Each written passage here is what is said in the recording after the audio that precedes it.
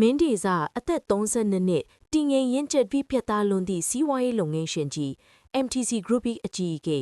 ရှင်မင်းတန်အသက်28နှစ်တက်ကြွဖြတ်လက်ပြီးညံကောင်းသည့်လူငယ်လုပ်ငန်းရှင် Sky Blue Company ၏CEO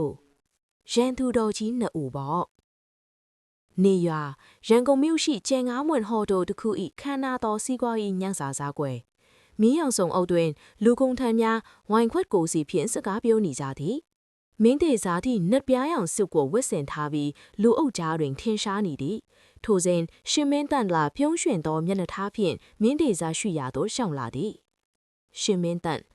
ဦးမင်းတေစာမြေကမ်းနားက project ကိုကျွန်တော်တို့ Sky Blue ကတင်တာအောင်သွားတယ်ဆိုတာကြားပြီးပြီမလားစိတ်မကောင်းပါဘူးဗျာဒီတခါတော့ဦးကကျွန်တော်လက်ထဲမှာရှုံးသွားပြန်ပြီမင်းတေစာကဝိုင်းကိုတငုံတောက်ကရှင်မင်းတန်ဤမျက်လုံးများကိုစူးစိုက်ကြည့်လိုက်သည်မင်းတေစာအောင်မြင်မှုဆိုတာခဏတာပဲရှင်မင်းကငယ်ပြီးတော့စိတ်လှုပ်ရှားနေတာနားလေပါတယ်ဒါပေမဲ့စီးပွားရေးဆိုတာတင်တာအောင်ယုံနဲ့မပြီးဘူးရေရှည်ဆွဲနိုင်မှအောင်မြင်တာရှင်မင်းတန်အဲ့ဒါကြောင့်လဲကျွန်တော်ကဦးကိုတင်ငန်းစာပေးဖို့ရောက်လာတာပေါ့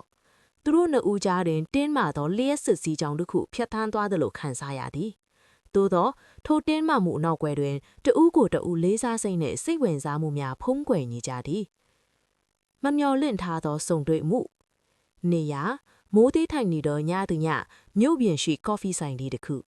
မင်းတေစာသည့်အလုတ်ကိစ္စကြောင့်ပင်မဲနေသဖြင့်လူသူရှင်းသောကော်ဖီဆိုင်လေးတွင်တဦးတည်းထိုင်နေသည်ထိုစဉ်ဆိုင်ထဲကိုဆူရွှဲနေသောရှင်မင်းတန်ပြေးဝင်လာသည်ရှင်မင်းတန်ဦးဒီမှာဘာလုပ်နေတာလဲမင်းတေစာမိုးကုန်နေတာလေမင်းရောပဲမဟုတ်လားရှင်မင်းတန်ကမင်းတေစာ၏ရှေ့လင်ခွင့်မတောင်းပဲဝင်ထိုင်လိုက်သည်အမြဲတမ်းအားပြိုင်နေကြတော့ရန်သူနှစ်ဦးသည်ယခုအခါတွင်တော့တာမန်လူသားနှစ်ဦးကဲ့သို့စကားပြောဖြစ်ကြသည်ရှင်မင်းတန်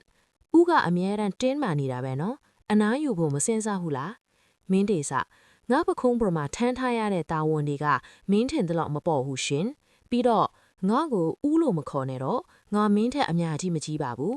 ရှင်မင်းတန်ကပြုံးလိုက်သည်ထိုပြုံးကမင်းတေစာ၏နှလုံးသားကိုတစ်ချက်လှုပ်ခတ်သွားစေသည်ရင်ခုန်တမ်းများ၏စီးပွားရေးမင်းတေစာ၏ယုံခံလာနေငယ်အကြားတွင်မင်းတေစာနှင့်ရှင်မင်းတန်တို့သည် project တစ်ခုအတွက်ပူးပေါင်းလှုပ်ဆောင်ရန်ဆုံးဖြတ်လိုက်ကြသည်မင်းတေစာဒီ project သာအောင်မြင်ရင်ငါ့နှစ်ယောက်စလုံးအတွက်အကျိုးမြတ်အများကြီးရှိမယ်ရှင်မင်းတန်ကျွန်တော်ကအကျိုးမြတ်ထက်ဦးနဲ့အတူတူအလုပ်လုပ်ရတာကိုပိုသဘောကျနေပြီရှင်မင်းတန်ကစာရွက်စာတမ်းများကိုစစ်ဆေးနေသောမင်းတေစာ၏လက်ကိုအသာရကိုက်လိုက်သည်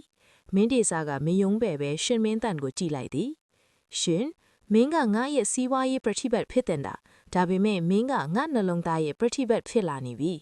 ရှင်မင်းတန်ဒါဆိုရင်အရှုံးအနိုင်မဆုံးဖြတ်ပဲနှစ်ယောက်စလုံးအကျိုးရှိမဲ့ win-win strategy ကိုသုံးကြမလားအချစ်ဤအောင်မြင်မှုနေရမြေကမ်းသားရှိ project ပြီးစီးသွားတော့နေဝင်ယိုရီရှိသောအခါမင်းတေစာညရှင်မင်းတန်တို့စီပြီးစီးသွားသောအဆောက်အဦကြီးကိုကြည်ရင်ကမ်းသားတွင်အတူရက်နေကြသည်မင်းတေစာစီးပွားရေးတွင်တော့ငါတို့နိုင်ခဲ့ပြီဒါပေမဲ့ငါဘဝရဲ့အကြီးမားဆုံးယဉ်နှီးမြုပ်နှံမှုတော့မင်းမဲရှင်ရှင်မင်းတန်ကျွန်တော်လဲမင်းကိုလက်လွတ်မခံနိုင်တော့ဘူးမင်းကကျွန်တော်ဘဝရဲ့အထိုးတန်ဆုံးအမျက်ပဲသူတို့နှစ်ဦးဒီတဦးကိုတဦးကြည့်ရင်နူးညံ့တော့ပြုံးလိုက်ကြသည်ကောင်းကင်ယံမှကျဲပွင့်များအောက်တွင်စီးပွားရေးလုပ်ငန်းရှင်နှစ်ဦး၏အောက်ပြိုင်မှုသည်ထာဝရအချစ်ဆန်လန်အဖြစ်သို့ပြောင်းလဲသွားခဲ့လေသည်